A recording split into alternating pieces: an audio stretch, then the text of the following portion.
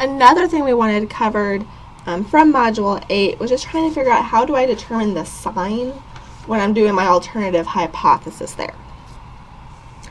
So the things to keep in mind when determining that sign is I really actually need to know two different things. I need to know the goal. So for example, do I want to see if Target is cheaper than Walmart? Do I want to see if Walmart is cheaper than Target? Or do I just want to know if they are different when it comes to prices? So when I know that goal, that's going to be one thing I need to know to determine my alternative hypothesis sign. So there's actually two things I'm going to get from that goal that I need to know, like which one am I kind of looking for, like a one-tailed versus a two-tailed test. But then I also need to know what cheaper means when I'm doing the problem. The other thing that I have to worry about, which we generally have to before we had two groups, is I have to worry about that order of subtraction, because that can make a difference. So let's see this through this first example. So suppose that I would like to see if on average freshman college students gain weight during their first year at college. So to assess this, I took a random sample of 50 freshmen and recorded their weights in August and then again in May. Now first, as an aside, this is going to be dependent samples because I'm recording the same freshmen in both months. Like, right, I'm recording them in August, then I have to get those exact same people in May. So I'm going to first figure out what my alternative hypothesis would be if my order of subtraction is August weight minus May weight. Alright, so first things to talk about. Right, the first kind of important thing they say here is we want to see if they gain weight. Right, so if saying that they want to gain, we're not taking into account if they've lost. I'm only looking in one direction. So what would it actually mean for someone to gain weight? Well, that would mean that they weigh more in May than they did in August. Right, so because they're weighed first in August, we're going to check your weight. If you weigh more in May, then you have gained weight. So let's kind of list that out first here. So gain weight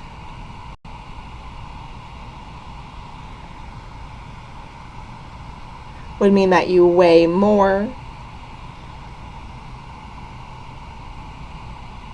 in May than in August.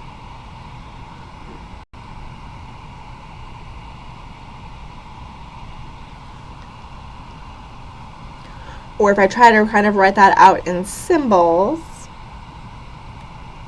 I would say that May is greater than August. Or I could also list it that August is less than May. Now keep in mind again, those are both saying the same thing, right? May being bigger than August is the same thing as August being smaller than May. Because now we're going to pay attention to what my order of subtraction was. So if I'm doing August minus May, and I know I'm going to want to compare that to 0, because that's what we're always looking at for our number when we do the hypotheses in Module 8. I know I'm only looking in one direction. I just got to figure out if I want the less than sign there or the greater than sign there. This is where if you list it out both ways here, it makes our life very easy. I'm going to look for the same order I have here. August, May, so I'm going to have a less than sign. If that isn't enough, you can always just plug in numbers as an example to yourself. So an example, if someone gained weight, if they weighed, let's say, 175 in August, think of a number that would mean that they gained weight. So let's suppose in May, they weighed 180. Right, that would be an example of gaining weight. Notice here then that you actually get a negative number which is sort of another way to get that less than 0. Now again, first, just as a refresher, I just made up these numbers. They weren't anywhere in the problem, but it was an example of the numbers that fit with what I was trying to show, so it can help me determine my sign that I'll be working with there. So then a question here is, would that alternative hypothesis sign change if my order of subtraction was May minus August?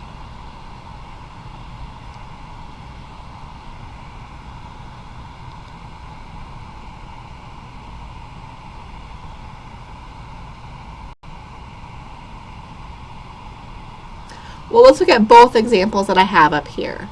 So now if I look at my ordering May, August, May would be greater than August. So I feel like that should be a greater than 0. If I do that with my example that we had above, so if someone weighed 175 in August, an example of them gaining weight would be 180 pounds, which gives me a positive number now, which is bigger than 0. So what then I know is if my order of subtraction is August minus May, my alternative is going to be that mu d is less than 0. Whereas if my order of subtraction was May minus August, my alternative hypothesis would be that mu d is greater than 0. Below, I have another example for you to try if you want to try to read it on your own first to figure out your HA, and then you can always unpause it to see if we match. So for this one, we want to see if the new allergy treatment works better. That's going to be important for us, right? Works better than the standard treatment. I sampled 45 allergy sufferers and had them take both medicines at different times where they did not know which pill is which, but I asked them to tell me when they started to feel relief. I then measured the time in minutes it takes until they start to feel relief. Suppose my order of subtraction is standard minus new. Okay, so important things here. I want to know if the standard treatment works better. I also need to pay attention to what they measured. They measure the time in minutes it takes until they start to feel relief. So if you are an allergy sufferer, what would be better for you when it comes to how long it takes until you feel relief? Do you want a smaller number or a bigger number? Hopefully you would agree here that better here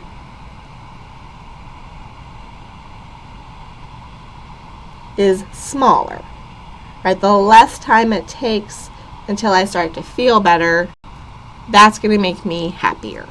So smaller is actually better. So what I want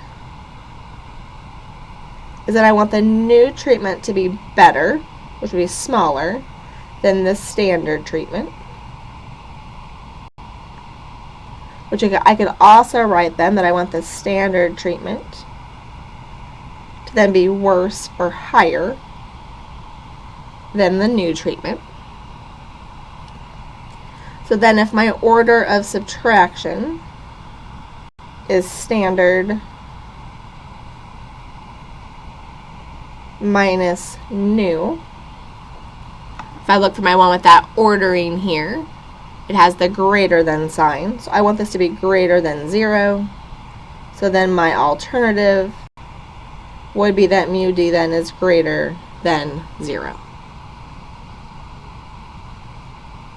So I hope that helps in choosing the sign for the alternative hypothesis for dependent samples.